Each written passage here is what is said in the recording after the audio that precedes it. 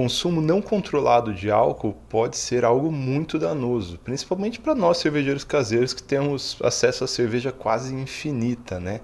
E a gente não pode simplesmente ignorar a realidade.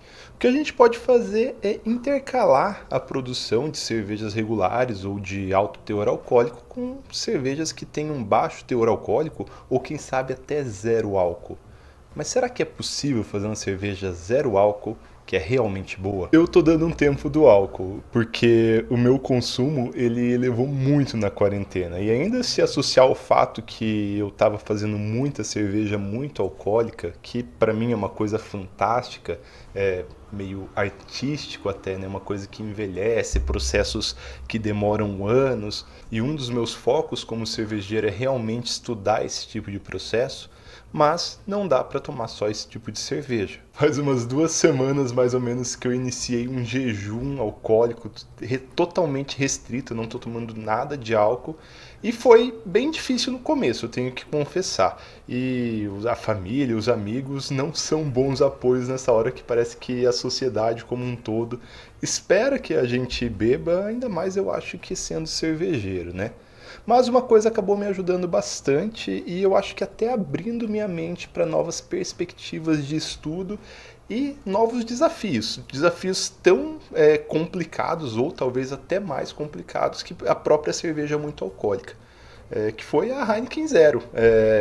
Eu tomei ela despretensiosamente, com a expectativa muito baixa, igual eu sempre tive expectativa baixa para quase todas as cervejas não alcoólicas, principalmente as cervejas de massa, mas ela superou minhas expectativas. Mas tá, minhas expectativas eram baixas, mas ela me fez pensar, se uma cerveja de massa consegue atingir, ela não é uma cerveja normal, ela não é uma cerveja regular, falta.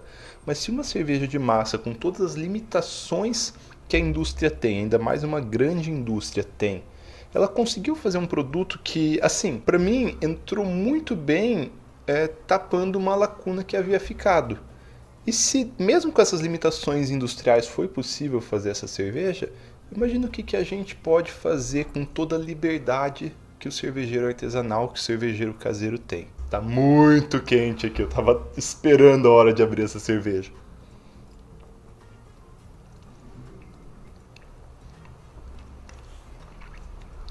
Olha, calor harmoniza muito bem com cerveja, vamos ser sinceros, né? Essa cerveja ela tem certa maltosidade gostosa, ela tem um aroma bem discreto de lúpulo, esperado para uma cerveja bastante popular, né? Indo com a análise que o Bleed fez dessa cerveja, vou até deixar linkado aqui embaixo.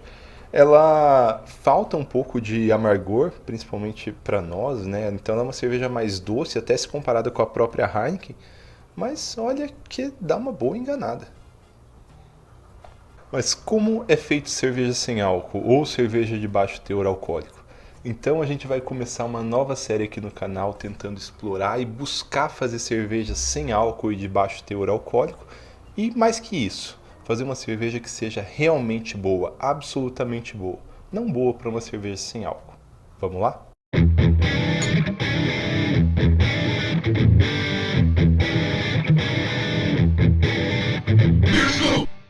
O conceito de cerveja sem álcool é um conceito mais legal do que propriamente lógico, né?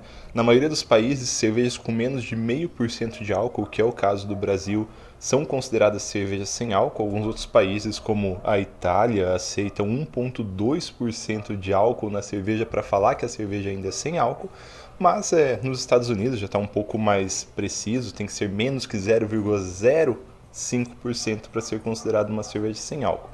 Isso porque existem processos distintos de produção de cerveja e na maior parte dos processos o álcool ele é efetivamente produzido. Na verdade, em todos os processos o álcool ele é efetivamente produzido. Em alguns processos ele é produzido em baixa quantidade, em outros processos ele é produzido normalmente e depois removido da cerveja. E parece que tem uma tendência no mundo a buscar esse tipo de bebida. Eu não sei se é porque tem essa onda saudável acontecendo em diversos nichos da humanidade, ou se é porque os processos estão melhores efetivamente e a cerveja hoje sem álcool é melhor do que a cerveja sem álcool produzida no passado. A gente vai dividir os processos de produção em dois: a desalcoolização e os processos que não geram álcool. Lembrando que a gente pode fazer por esses processos cerveja sem álcool, dependendo do teu conceito de sem álcool, ou cerveja de baixo teor alcoólico, também dependendo do teu conceito de cerveja de baixo teor alcoólico. Então, dentro do processo de produção de desalcoolização da cerveja, a gente tem dois processos básicos, e ele é muito conhecido. Eu imagino que você já tenha tido alguma familiaridade com ele até agora, que é o processo de evaporação. Você nunca fez um quentão lá com a sua família e vai lá e coloca o quentão no fogo para evaporar o álcool para dar o quentão para as crianças? Esse é o mesmo processo que se utiliza na cerveja.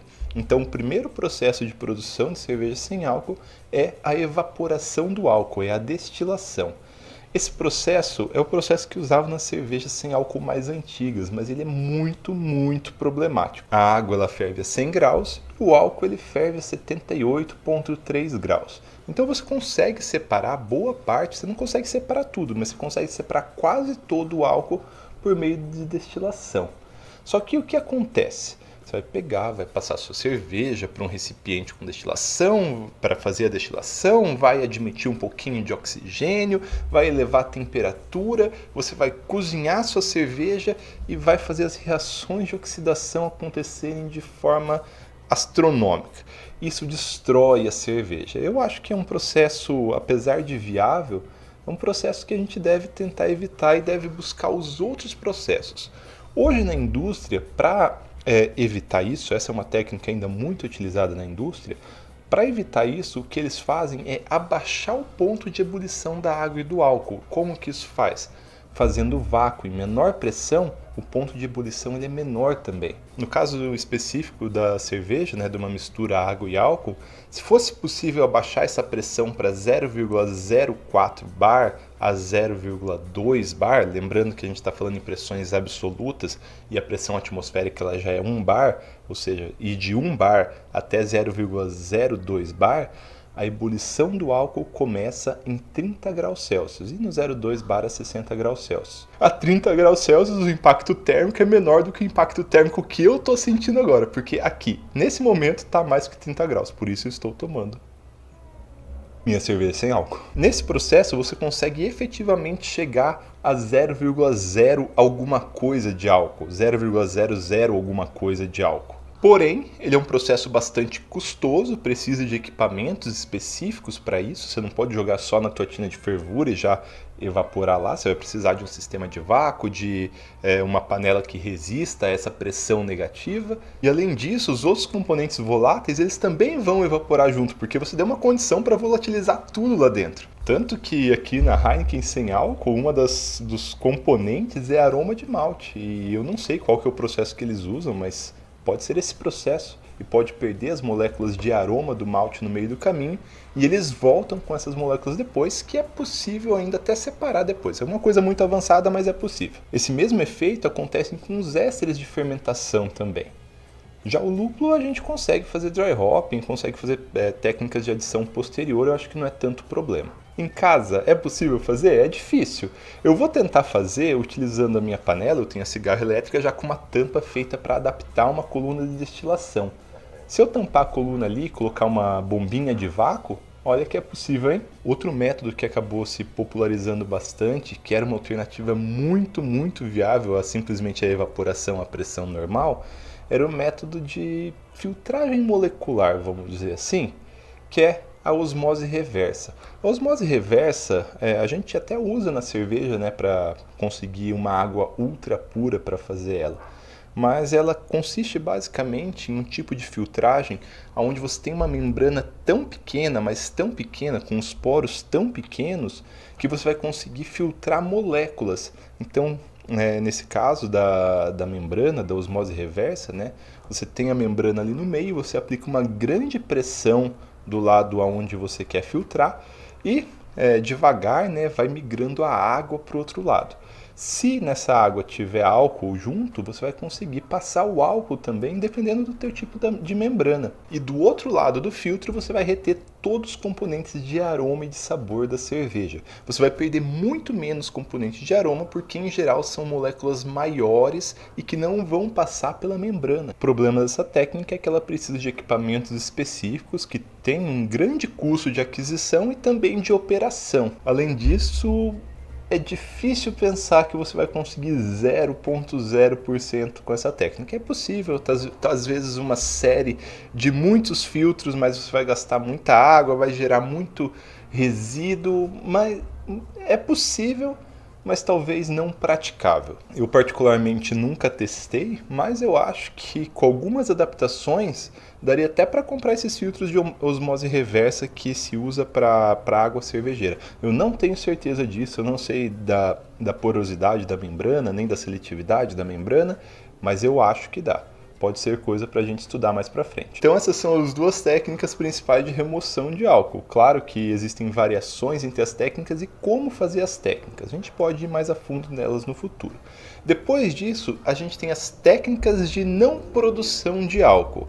E quando eu falo não produção de álcool, é na verdade de produção de pouco álcool, porque não dá para não produzir álcool. Afinal, os aromas de fermentação eles fazem parte da cerveja. A cerveja não é um suco de cevada lupulado. Então, nas técnicas de produção de cerveja com baixo teor alcoólico ou com zero teor alcoólico, dependendo da sua legislação, a gente pode começar com a fermentação parada, que é uma técnica que muita gente imagina que é a técnica principal para fazer cerveja não alcoólica, mas eu não sei se é uma boa técnica. No que consiste essa técnica? Consiste em você, primeiro, planejar a cerveja. Não pode ser uma cerveja normal. Nos processos anteriores, a cerveja era normal. Você não precisava nem planejar muito ela. Claro, vai mudar relação de amargor, vai mudar o equilíbrio da cerveja, mas você fazia poucos ajustes. Agora você tem que já fazer uma receita programada para ser uma receita com pouco álcool. Então nessa técnica de fermentação parada ou fermentação arrastada, não sei qual seria a melhor tradução para o português, você começa com um mosto de baixa OG e vai fermentar ele numa temperatura muito baixa. Por exemplo, você pode fazer um mosto aí de 8 platos e fermentar ele a 5 a 8 graus Celsius e num período de fermentação muito pequeno também. Em geral, você vai acompanhar a fermentação e você vai buscar apenas 10% de atenuação ou o que você tiver programado conforme for sua vontade, conforme for seu teor alcoólico final desejado. Então a fermentação ela vai ser interrompida por algum tipo de ação. Pode ser centrifugação da levedura, que não dá para fazer em casa, pode ser filtração da levedura, que não dá para fazer em casa, pode ser por pasteurização, que dá para fazer em casa. Bom, é mais ou menos isso. Alguma coisa assim, você vai ter que dar um jeito de parar a fermentação. Talvez o uso de metabisulfito também dá certo, que ela impede o crescimento da levedura. Então você vai maturar sua cerveja após isso. O problema é que algumas maturações não vão mais acontecer, né? Redução de diacetil sem levedura, muito complicado. Então a gente tem as condições diferentes de fermentação, né? Buscando produzir menos desses compostos que precisam ser reduzidos depois. Apesar de eu nunca ter usado, é uma técnica que realmente eu boto pouca fé. Continuando na linha de produzir pouco álcool, outra técnica muito interessante é o uso de leveduras maltose negativas.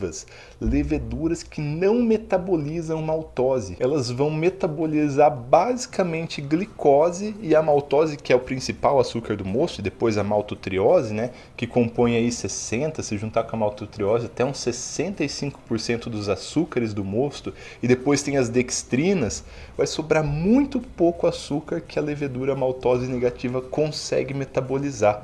E isso, até pouco tempo atrás, era algo muito, muito difícil de conseguir. Hoje, algumas empresas, elas vendem essa levedura. Eu já usei ela algumas vezes em alguns testes. Peguei um pacote de meio quilo lá no Festival Brasileiro da Cerveja esse ano. Algumas linhagens da Saccharomyces cerevisiae, como a Chevalier, têm essa propriedade. É bem interessante essa técnica porque ela seria o aprimoramento da primeira. Você vai ter levedura para continuar fazendo maturação no final da cerveja. Só que, claro, nesse caso, os estilos eles têm que ser projetados, né? Então, você vai ter muito açúcar residual, você não vai fazer uma cerveja de alta OG. Você vai fazer uma cerveja de baixo OG. Se você fizer uma cerveja de baixo OG, a sua FG ela vai ficar adequada. O objetivo aqui é deixar a FG adequada. E essa levedura, a da Fermentes pelo menos, que é a LA01, ela metaboliza, ela tem atenuação dela de apenas 10%. Olha que legal. Então você consegue até projetar. E aí você vai fazer uma cerveja que você vai usar pouco insumo, você vai fazer uma cerveja de mais baixa OG, ela vai ter uma FG normal, depende, claro, de tudo aquilo que você quer, né? E ela tem muita chance de virar uma cerveja realmente boa. Outra técnica possível, que eu já usei algumas vezes, então tenho propriedade para falar, é o uso do cold mash, né, ou do não enzymatic mash, que basicamente você faz o seu mash em temperatura baixa. Tem vídeo disso no canal. E aí você extrai muito do sabor, muito do aroma, muito da cor, mas você não extrai açúcar. É uma técnica bem interessante, só que existem nuances, existem diferenças entre as técnicas. Essa técnica, por exemplo, você vai ficar com açúcar residual quase zero. Todas as cervejas que eu fazia pela técnica do cold mash, elas tinham um corpo baixíssimo, diferente pela técnica anterior da levedura que metaboliza só glicose. Você vai ter cervejas com um corpo bem alto. Então, são técnicas que elas devem ser exploradas sabendo como que elas funcionam. E às vezes até juntar técnicas é possível. Na técnica do cold mash eu consigo bastante cor, bastante sabor, mas pouco corpo. É ruim também que eu tenho muito resíduo de malte que eu poderia usar para alguma coisa, fazer cerveja bem alcoólica, por exemplo, mas tudo bem.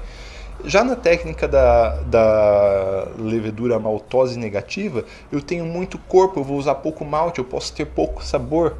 Posso blendar também. Olha como vai criando possibilidades da gente fazer coisas interessantes aí no meio. Existem algumas outras técnicas estudadas e patenteadas, eu não vou abordar elas nesse vídeo, que já está ficando bastante longo, mas eu gostaria de falar um pouco das vantagens que eu imagino de fazer cervejas de baixo teor alcoólico ou zero álcool. Zero álcool não necessariamente, mas cerveja de baixo teor alcoólico. Eu já fiz por diversas técnicas, uma ou outra, né? Eu não fiz muitas vezes, eu não sou especialista, gostaria de estudar e de aprender isso junto com vocês, mas às vezes que eu fiz, olha que maravilha. Primeiro, em geral você usa pouco insumo, cerveja barata, muito rápida de fermentar. Boa parte das cervejas pode fermentar em um dia, porque o teor de açúcar a ser metabolizado ele é muito baixo, então você consegue fazer cerveja com uma velocidade muito grande. Você vai usar menos levedura, a cerveja vai ficar mais barata. Aqui eu não tenho certeza, mas eu vou imaginar que você pode aumentar a temperatura de fermentação, porque de qualquer forma você vai ter poucas reproduções celulares, né?